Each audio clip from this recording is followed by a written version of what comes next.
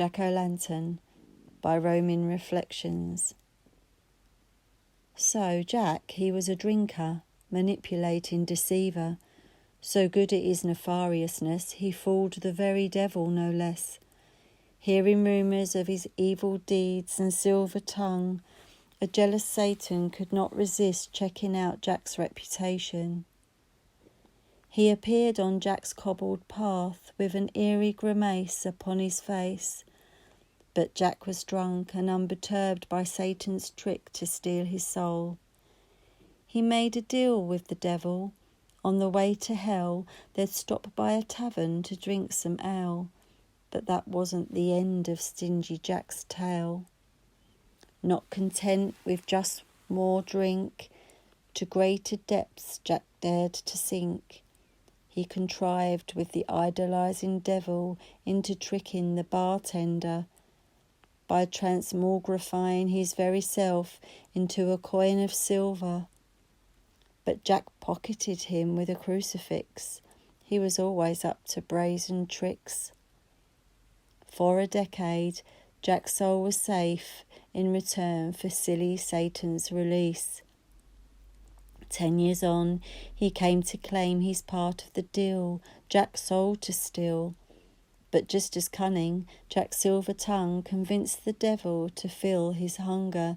He agreed to climb a tree for Jack's supposed coveted apple. Jack laid crucifixes around the tree's base, trapping the devil once again.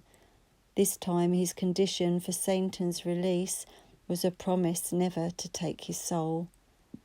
The devil had no choice, so relinquished his claim, angry that he'd been fooled twice.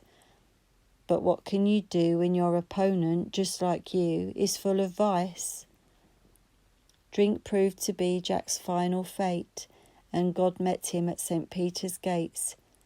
He was not welcome, turned around due to his sinful lifestyle and deceit.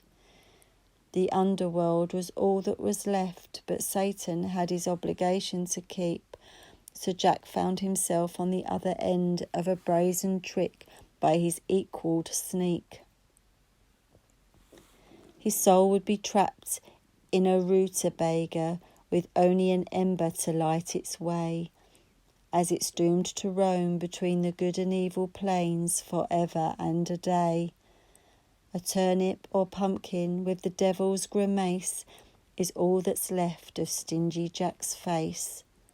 Ironically, traditionally, we put them at our door to scare evil spirits away. But if the devil himself was tricked by Jack, it's fair to hope he'll stay away. As All Hallows Eve approaches, the Mexican squash will have its day.